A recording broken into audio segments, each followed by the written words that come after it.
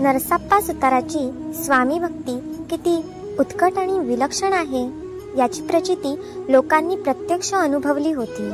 केवळ रेडकू जिवंत झाले नाही तर म्हशीसारखा पशु मनुष्यवाणीत बोलू लागला आणि स्वामींनी म्हशीवर सुद्धा कृपा केली. ही बातमी वाऱ्यासारखी पसरली. रोज सायंकाळी म्हैस महाराजांकडे येते आणि दूध देऊन जाते. ही केवळ सर्वतोमुखी चर्चा राहिली नव्हती, तर हे आचार्य भक्त मंडळी रोजच अनुभवतच होती. नरसप्पा सुतार एकदा आपल्या शेताकडे निघाला होता. वाटेत एका झाडाखाली स्वामी आसन मांडी घालून बसलेले त्यांनी पाहिले. तो स्वामींपाशी आला, त्यांच्या चरणात स्पर्श करून म्हणाला, स्वामी, माझ्या शेतावर येता का? उत्तम हुरडा खाऊन घालतो.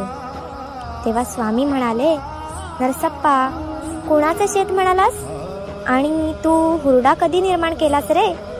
नरसप्पाला आपल्या बोलण्यातली चूक तात्काळ लक्षात आली. त्याने स्वामींचे चरण घट्ट धरले.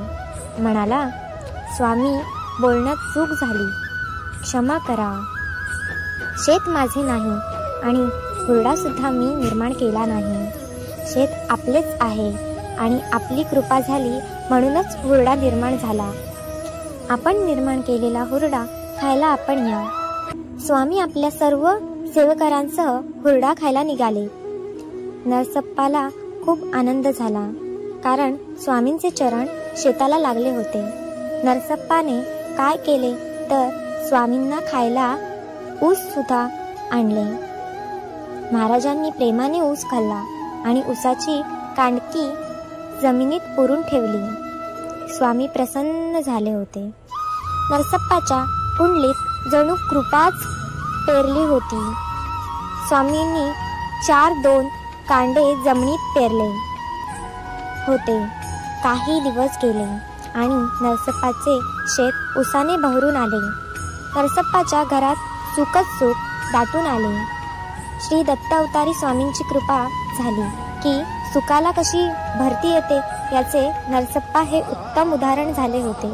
नरसप्पाची स्वामी भक्ती प्रत्येक क्षणी वाढत होती. जणू त्याला स्वामींचे वेळच लागले होते.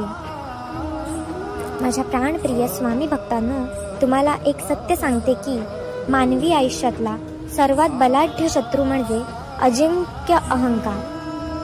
त्या बलाढ्य शत्रूचा जोपर्यंत आपण पराभव करू शकत नाही तोपर्यंत करीत असलेली साधना फळाला येत नाही.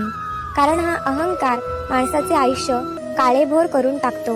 म्हणून तुम्हाला मी कळकळीने सांगते की ह्या अहंकाराचे आपल्या देहातून प्रथम उच्चाटन करा.